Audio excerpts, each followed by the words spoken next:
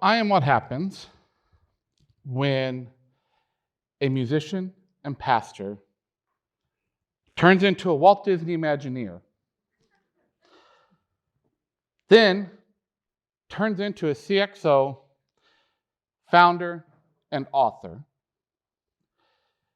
and who ultimately gets and beats cancer and decides that it's time to humanize the world one person at a time. So each of us have special dates in our lives that we remember. For me, November 15th, 1997. That is the day that I married my wife of now 27, almost 28 years, and who was my kindergarten sweetheart. On July 7th, 2008, our 15-year-old daughter was born that we had prayed for and longed for 10 years, and a loving mother decided to give her child up for adoption so we could have today our Kayla. May 30th, 2015, our son, Colby, was born. And another loving mother made the choice to give him up for adoption so we could have a son. And then April 15th, many of you think of that as a bad day, tax day.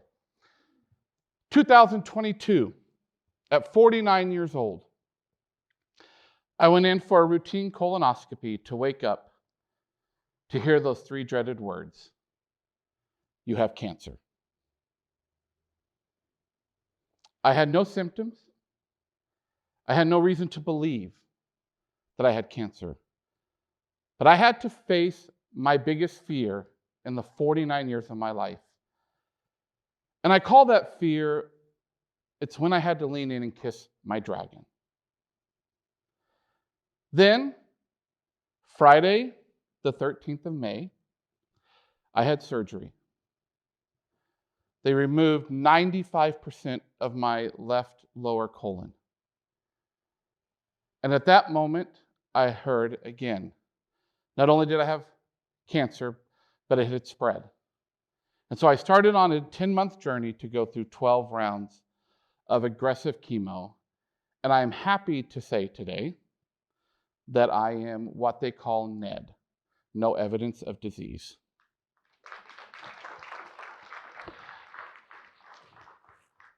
So I want to introduce to you tonight two very dear friends of mine, Toothless and Hiccup. And some of you here in the audience may have children and you're smiling because you know Toothless and Hiccup. Toothless is a dragon. And he got his name because he's toothless.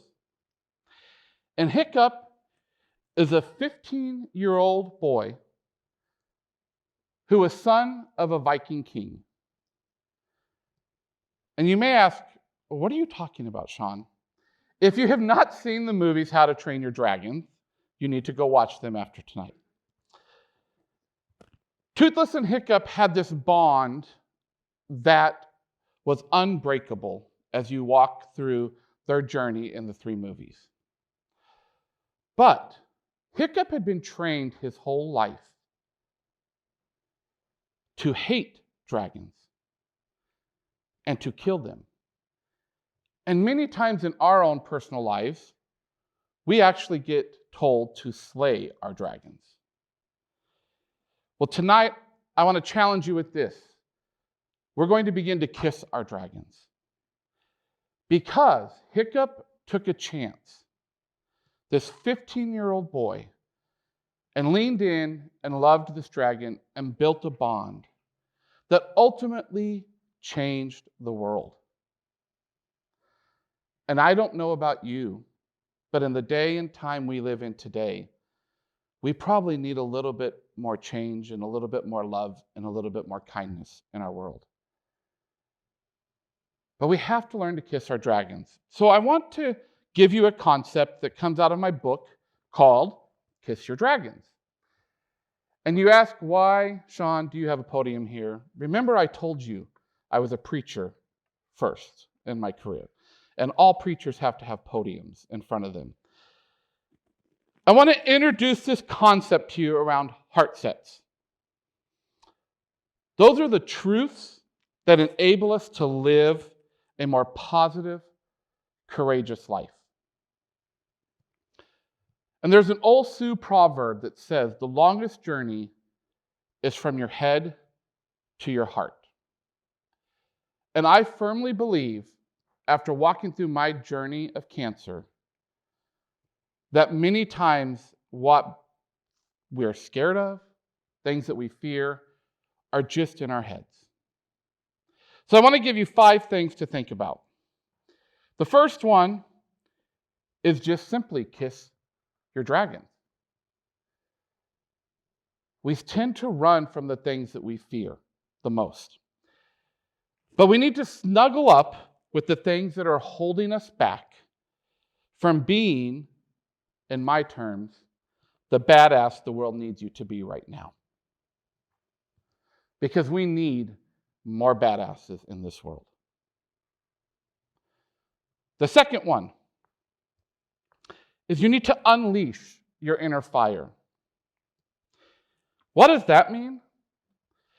That means turn your flashes of brilliance into flamethrowers of disruption by unapologetically announcing and launching your heart into the biggest challenge you find. I shared with you about my children, Kayla, my 15-year-old daughter, and Colby, my 8-year-old son. We had no idea that when we adopted Colby, the challenges that would be before us.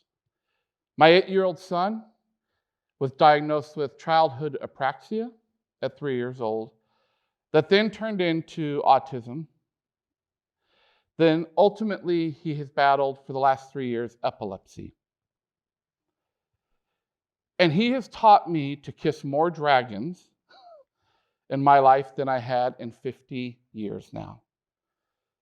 Because no matter what challenge is thrown before him, he continues to unleash the fire.